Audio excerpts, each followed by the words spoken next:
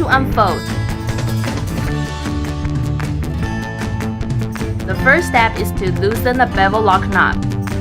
Next, pull out the safety lock pin and raise the cutting head.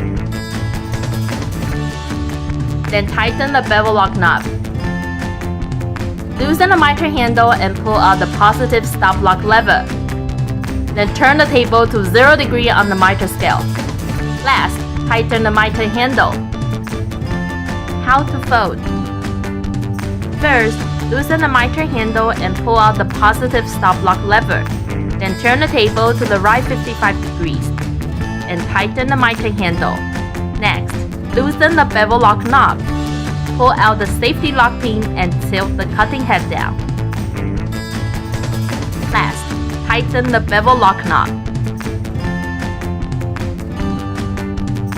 To set up,